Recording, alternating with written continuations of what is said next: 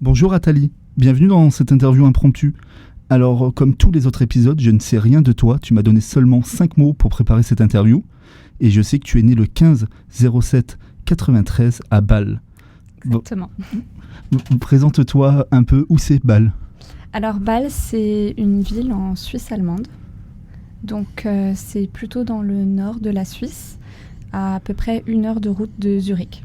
Donc tu es suisse. Comment on dit? Suissois? Comment on dit? Suissesse. Suissesse, Alors, rien à voir. Je suis moitié-moitié en fait. Je suis née d'un papa suisse et d'une maman française, parisienne. Alors tu préfères... alors, aujourd'hui tu vis à Paris, mais tu préfères tes attaches parisiennes ou tes attaches suisses du coup? Alors en fait, ça n'a rien à voir, les deux. Je pense que c'est ça en fait, être binational, c'est assez compliqué. Au début, quand je suis revenue à Paris, j'ai eu beaucoup de mal. C'était très compliqué parce qu'en fait, j'étais nulle part vraiment à la maison et j'en ai souffert. Et entre-temps, je me dis que non, en fait, c'est un plus, donc c'est chouette. Après, la vie en Suisse, je l'ai trouvée très étouffante parce que je suis arrivée en Suisse. En fait, je suis née en Suisse, mais j'ai grandi en Alsace. Donc moi, je parlais pas allemand. J'étais française, quoi, normalement. Parce que mon père parle très bien français. Il aime pas trop la Suisse lui-même. Donc automatiquement, on était vraiment dans la culture française. Et en arrivant en Suisse, je découvrais vraiment un pays que je ne connaissais absolument pas. Et voilà, une façon de vivre qui est quand même assez différente. Alors, tu m'as donné 5 mots pour que je puisse préparer l'interview. Je vais les citer tout au long de notre voyage et on va construire l'interview ensemble. Alors, le premier mot que tu m'as donné, c'est insolence. Alors, il va falloir que tu m'expliques un peu pourquoi tu m'as donné ce mot. Pourquoi insolence? Insolence parce que, alors déjà, je suis extrêmement insolente depuis toujours. Et j'aime bien ce mot parce que, en fait, j'ai un physique qui ne reflète pas du tout cette insolence qui est cachée en moi et qui d'ailleurs n'est pas tant cachée que ça parce que physiquement ça se voit pas, mais par contre quasiment à tous les endroits où j'ai travaillé, les personnes que je côtoie se rendent très vite compte qu'il y a quand même de l'insolence derrière et ça me fait beaucoup rire. J'aime bien user de l'insolence, mais c'est une insolence charmante, on va dire. C'est pas une insolence rebelle. Est-ce que tu en joues un peu? Oui, Ouais. beaucoup. Alors, le deuxième mot que tu m'as donné, c'est décalage. Alors, quand on recherche la définition de ce mot sur Internet, on tombe sur plusieurs choses, entre autres le décalage dans le temps. Ah. Alors, explique-moi. Alors, pour moi, c'était... En fait, quand j'ai préparé les mots pour l'émission, j'ai réfléchi pendant vraiment très très longtemps. Et en fait, je cherchais un mot que je n'ai pas trouvé. C'était un mot qui devait un peu représenter le fait que je me rends compte que quand les gens me croisent pour la première fois, ils ont toujours une image de moi qui est complètement en décalage finalement avec ce que je suis réellement à l'intérieur. Et en fait, c'était pas exactement le mot que je cherchais. Je ne l'ai pas trouvé. Je crois qu'il n'existe pas ce mot en fait. Alors c'est quoi le mot que tu voulais dire ? Je sais pas, en fait, il n'existe pas, je l'ai pas trouvé. On s'est mis à deux à le chercher avec mon copain, on n'a rien trouvé.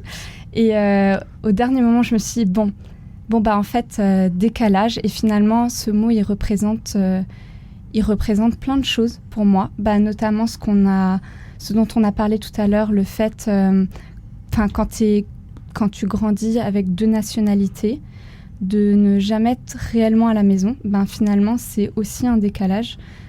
Quand je suis en Suisse, je suis jamais vraiment suisse. Quand je suis en France, je suis jamais vraiment française. Et donc ça crée un décalage. Et je me rends compte que de manière générale, j'ai ce décalage aussi dans des groupes de personnes. Je me rends souvent compte que quand je me retrouve dans des groupes de personnes, je suis jamais vraiment 100% à ma place. Et en fait, j'ai jamais trouvé un endroit où vraiment j'étais à ma place. Et donc, je vis non-stop, en fait, dans ce décalage. C'est pas grave, c'est pas quelque chose forcément de négatif, mais c'est vraiment quelque chose qui me suit au quotidien.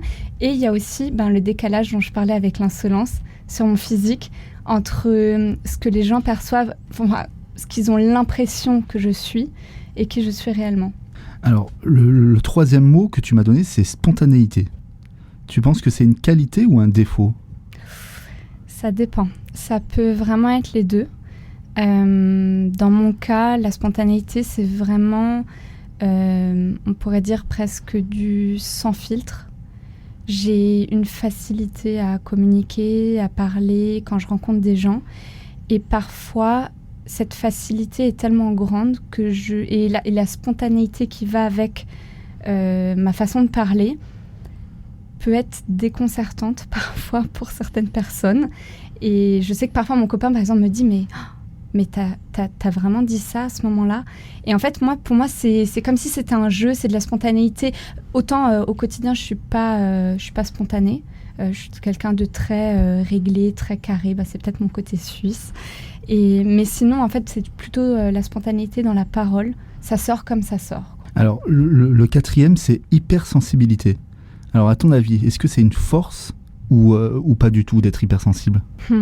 Peut-être que c'est une force à partir du moment où on arrive à gérer son hypersensibilité, à partir du moment où on a assez grandi avec, je dirais, savoir aussi à certains moments, parce qu'en fait, la vie, quand on est hypersensible, le quotidien est compliqué et on a souvent l'impression qu'on n'est pas fait en fait pour vivre dans ce monde parce que ce monde est dur finalement et surtout pour les gens qui sont hypersensibles. Donc je pense que la vie est plus facile avec ça, mais à partir du moment où on sait aussi se créer une carapace en fait. Alors est-ce que tu utilises cette hypersensibilité tous les jours, dans ta vie de tous les jours, dans ce que tu fais dans la vie?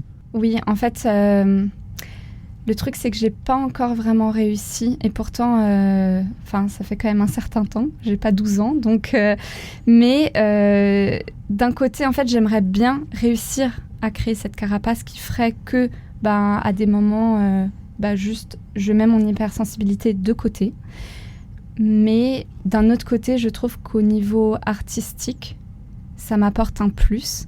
Et en fait, je ne sais pas si j'arrive vraiment à créer cette carapace, si j'arriverai à revenir en arrière. Et c'est ce qui fait que pour l'instant, j'ai pas pris la décision de vraiment m'échapper de cette sensibilité-là. Alors, quelle est la dernière chose qui t'a fait pleurer? J'ai failli... Je suis allée voir une pièce de théâtre tout à l'heure.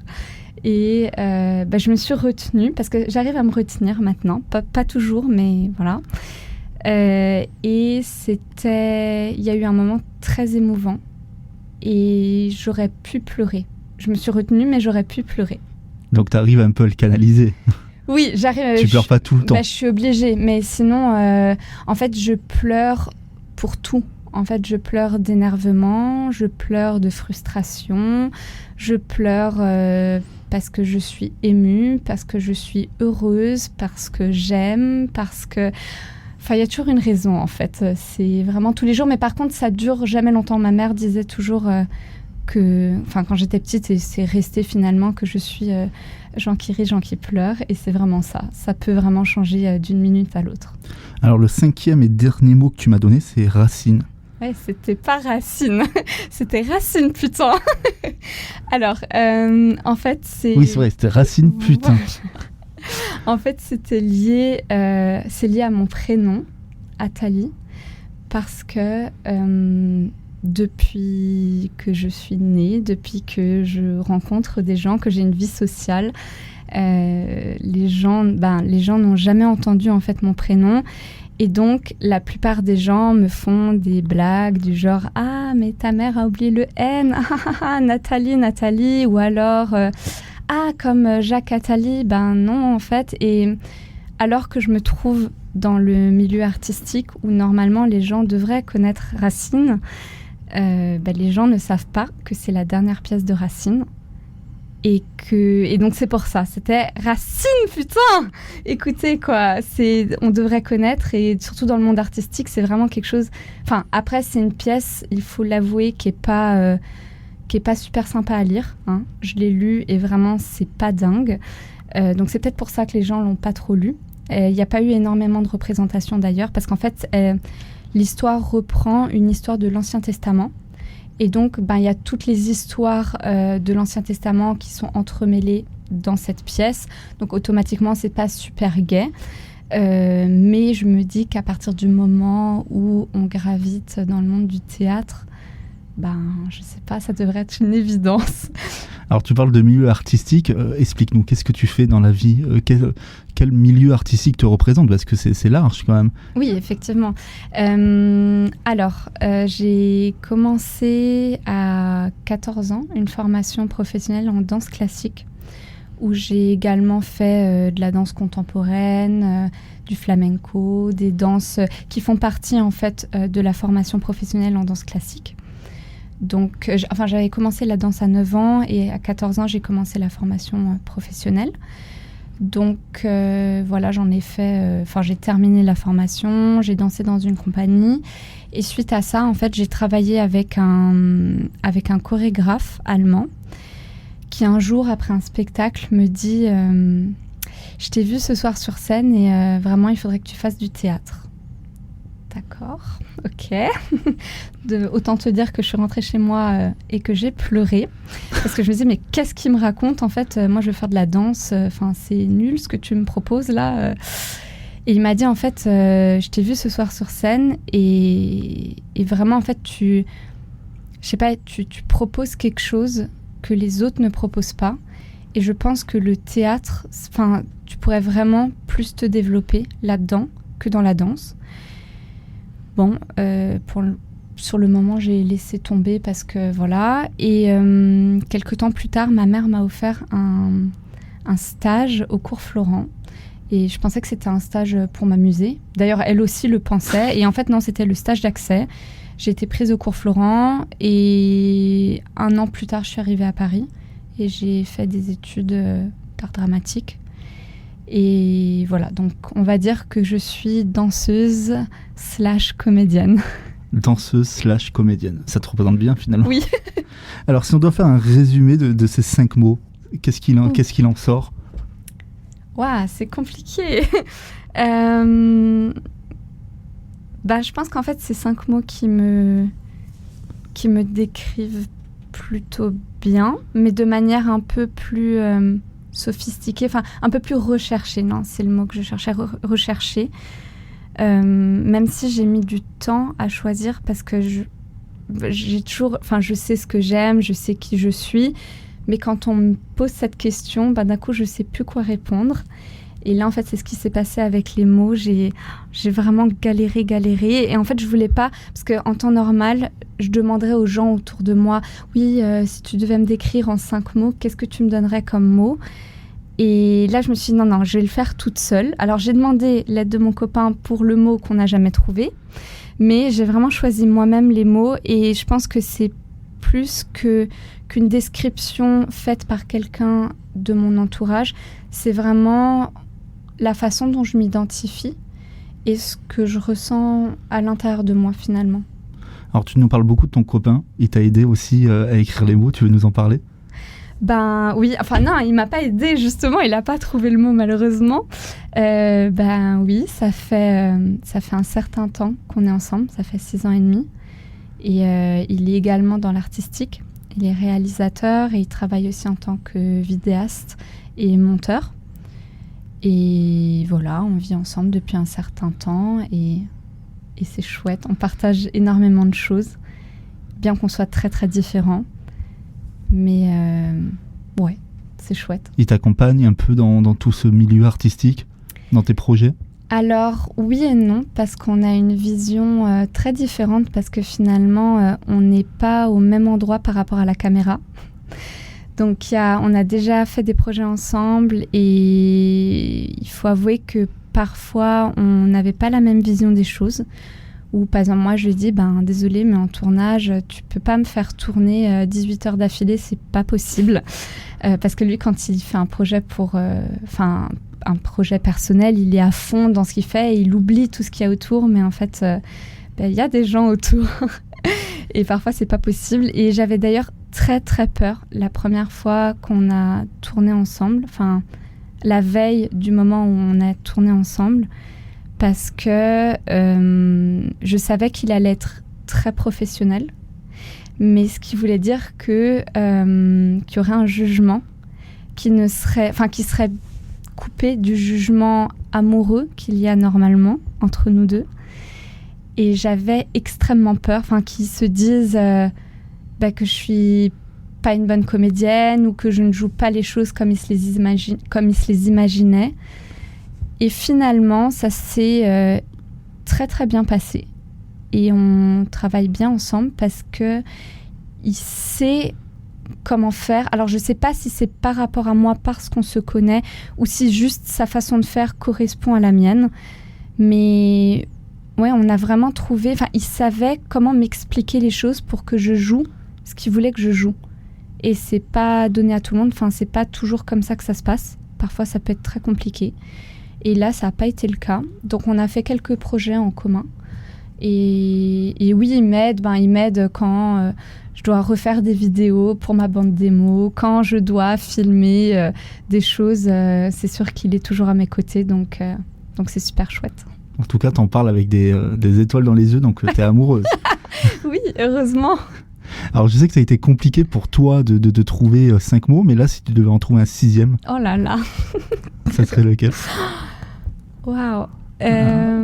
Et en plus, j'ai même pas hésité, tu vois, c'est pas que j'ai hésité avec un 6e en fait. Un 6e, c'est complètement... je sais pas, ça sonne un peu bête, mais je crois que je choisirais la joie. Parce que même si je suis quelqu'un qui peut être très pessimiste, j'aime vraiment la joie et j'aime être joyeuse. C'est pas tous les jours le cas, hein. Je suis pas quelqu'un de joyeux pour toujours, tous les jours. Mais par contre, c'est vraiment un sentiment que j'aime énormément, ressentir en moi-même et puis même voir sur les visages d'autres personnes. Donc, et je pense que ça apporte une légèreté au quotidien qui est agréable. Donc, voilà. C'est quoi ta musique du moment? T'écoutes quoi en ce moment? Alors, j'avais trouvé complètement par hasard, il y a 1 an, un mec qui fait de la musique qui s'appelle... j'espère que je ne vais pas écorcher son nom. Il s'appelle Johan Papaconstantino. Oula. Voilà. Et en fait, c'est rare que je découvre en fait un artiste où après quasiment toutes ses chansons me plaisent. Et là, en fait, c'est le cas. Et j'étais tombée amoureuse entre guillemets l'année dernière d'un album que j'écoutais. Et là, il en a ressorti un et j'avoue que j'écoute quasiment toutes ses chansons. Elles sont super chouettes. Et en fait, on va dire que c'est... Après, je m'y connais très mal en style, donc peut-être que c'est pas du tout ça, mais je dirais que c'est de la musique un peu grecque, avec des paroles en français, et c'est un peu du slam ou du rap ou quelque chose comme ça. J'espère qu'il écoutera jamais ce podcast. Alors, merci Athalie d'avoir été avec moi dans cette interview impromptue. Merci à toi. Et puis ce que je te propose du coup, c'est qu'on se quitte avec du coup ta musique du moment de Johan. Oh là là, d'accord, très bien. À bientôt. À bientôt.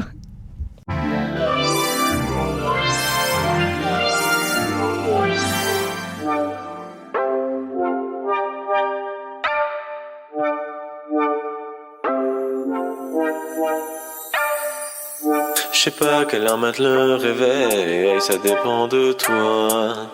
Je sais pas pourquoi j'ai pas sommeil au fond de tes draps.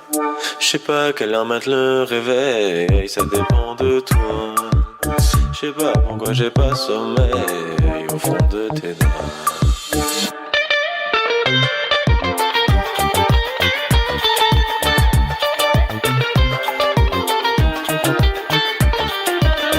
J'ai peur demain ce sera pareil, c'est du cinéma. C'est comme la lune et le soleil qui feraient un combat. J'ai peur demain ce sera pareil, c'est un opéra. Je sais pas à quelle heure c'était la veille, si c'était tes bras.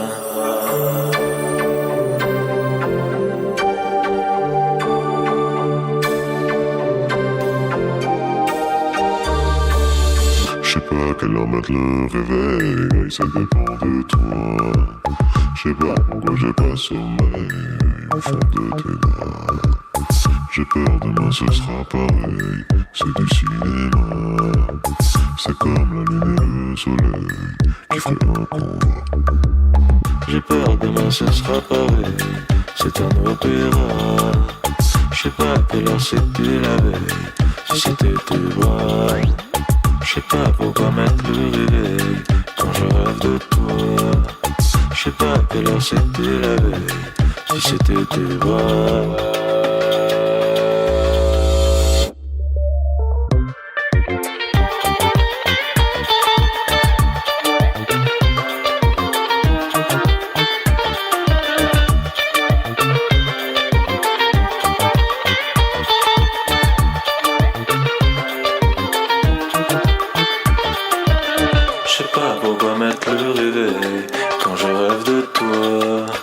C'est comme les étoiles et le ciel qui joueraient en bas.